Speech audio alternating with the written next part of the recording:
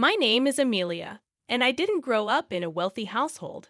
Despite the modest beginnings, I managed to secure a job and even tied the knot with Edward, who works at a luxury hotel.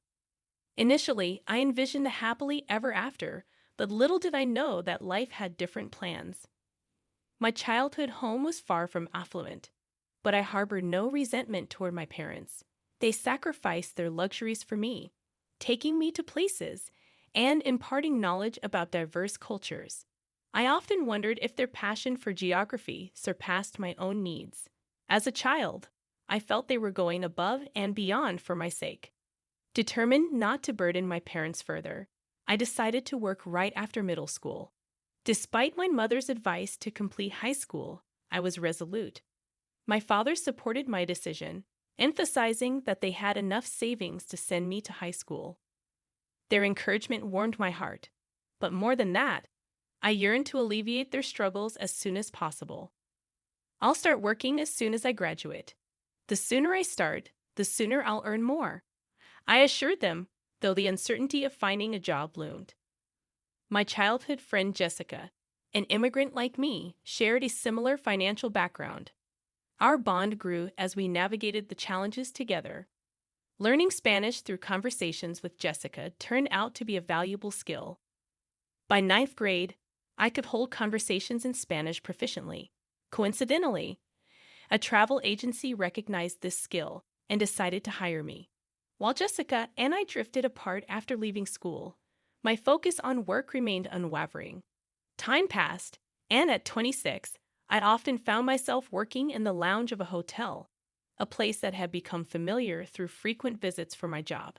The high-end yet cozy ambience of the place, along with reasonably priced snacks and coffee on the menu, became our go-to spot for staff meetings. Edward, who worked as a waiter there, managed to strike up conversations in Spanish, likely due to the hotel's international clientele. Occasionally, I found myself in the company of foreign guests, and something just clicked between Edward and me. Our whirlwind romance led to marriage, a profound experience for a girl from a humble background. However, the excitement of starting a new life took an unexpected turn. Prior to our wedding, Edward expressed a heartfelt request. He wished to live in his family home, as he was concerned about his widowed mother living alone. Considering my remote work flexibility, Edward believed it would be convenient for me to keep an eye on his mother and manage household chores. Despite the potential convenience, I couldn't immediately agree.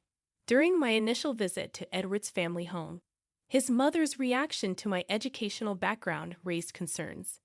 When asked about my university, I truthfully mentioned not attending and only completing middle school. Her silent disapproval was evident, and I sensed that she looked down on me. Casually bringing up my concerns to Edward, I questioned whether his mother viewed me negatively. He chuckled, assuring me that his mother trusted him and harbored no ill feelings towards me. With this assurance and Edward's promise to address any issues with his mother on my behalf, I agreed to move in with his family. However, reality struck once I started living there. Despite the warm exchanges between Edward and his mother in my presence, her attitude towards me was markedly different, distant, and cold. "Amelia, just make sure you don't hold Edward back," my mother-in-law would emotionlessly instruct, her tone akin to giving orders to a servant. The disdain in her eyes was unmistakable, leaving me with a lingering sense of being looked down upon. It was a sentiment I couldn't shake off. However, in a crucial moment, Edward stood up for me. "Don't worry. Amelia is doing a great job at work too," he reassured his mother. Yet this defense was met with a brief stern expression from my mother-in-law, a detail I couldn't ignore. Despite this, I resolved to handle any issues that arose my way, thinking that open communication with Edward would make things work out. We began our cohabitation with a positive spirit, fueled by the belief that, as a family living together, we could overcome any potential odd vibes.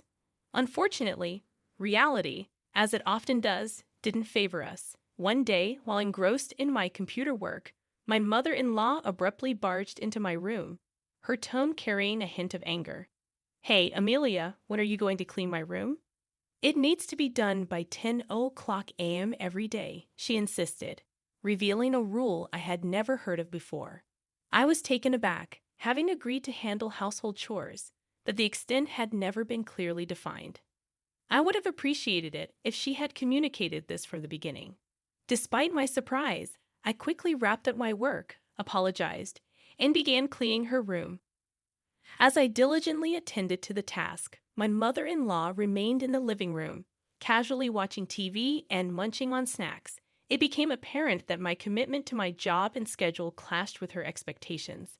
Edward had previously expressed concerns about his mother's health.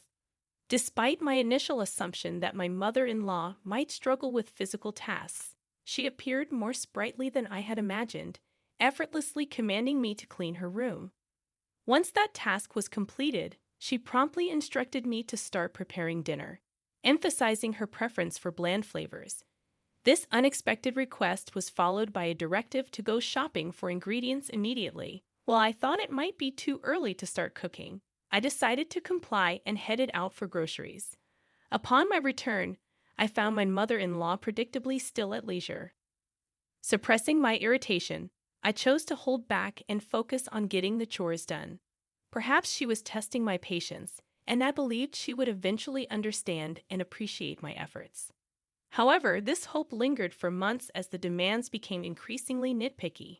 Whether it was a complaint about being 5 minutes late with the laundry or dissatisfaction with the cleanliness of the bathtub, the nitpicking reached an almost obsessive level. Before I realized it, I found myself shouldering all the household chores while my mother-in-law continued to laze around at her leisure.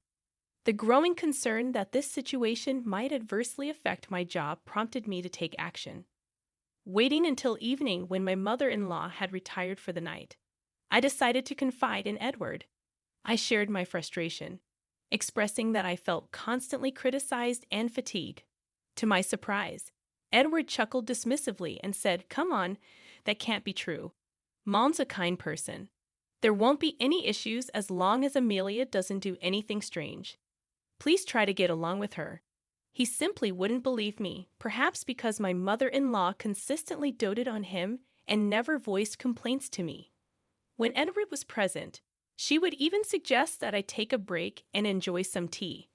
Despite these occasional moments of respite, my patience with the relentless cycle of household chores was wearing thin.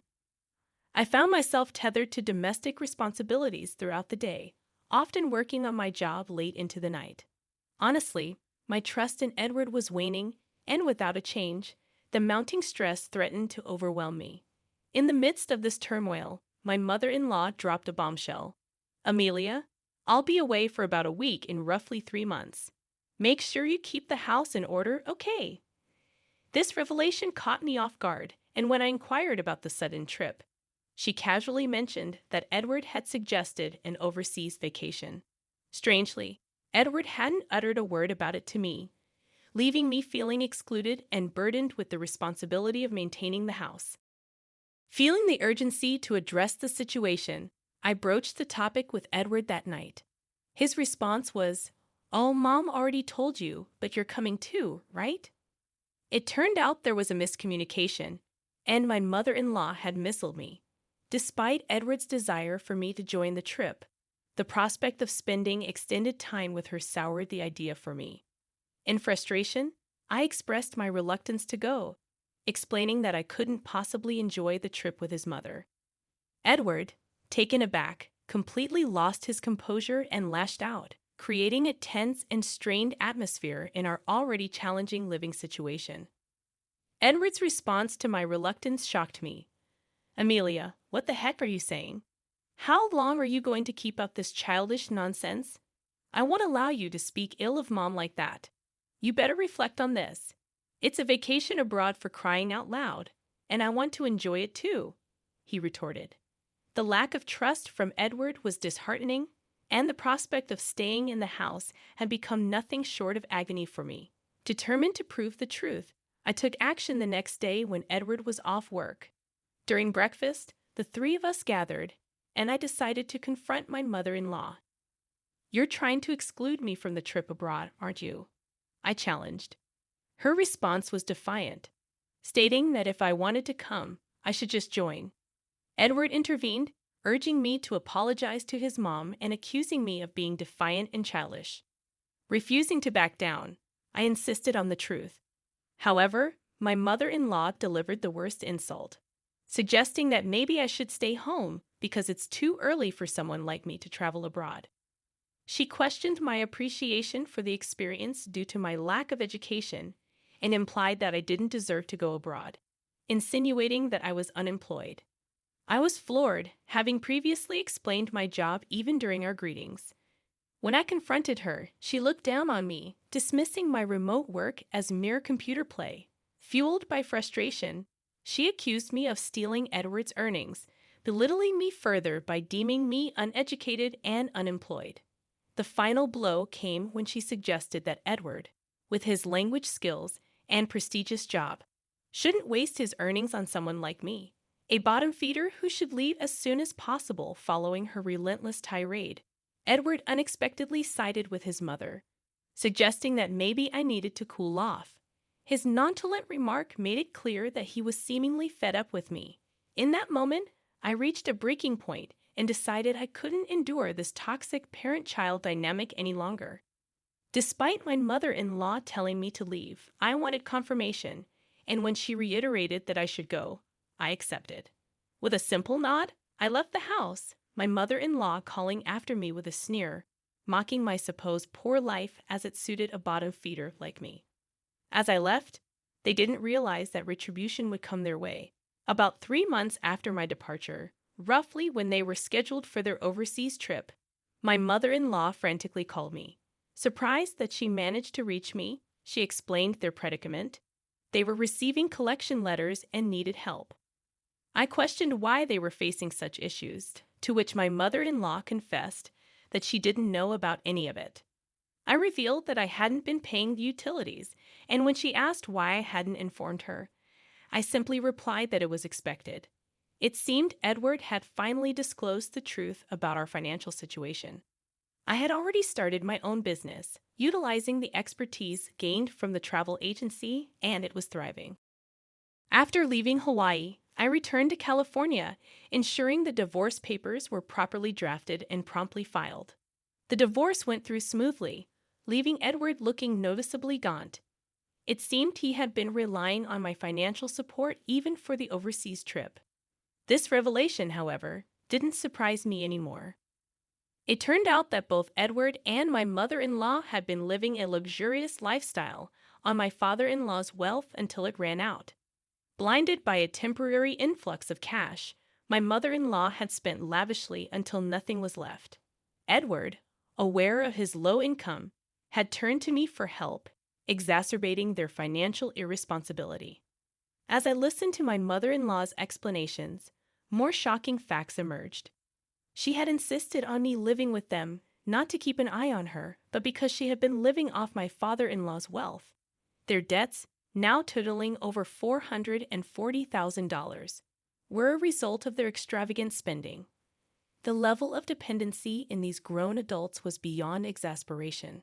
My mother-in-law, audaciously asking for my help, was astonished when I refused. Edward, claiming that I had a duty to assist, pleaded for help, displaying an unwarranted sense of entitlement. In a moment of mercy, I proposed that they both start living more frugally and work hard to manage their debts. I made it clear that I had no intention of paying off their debts for them.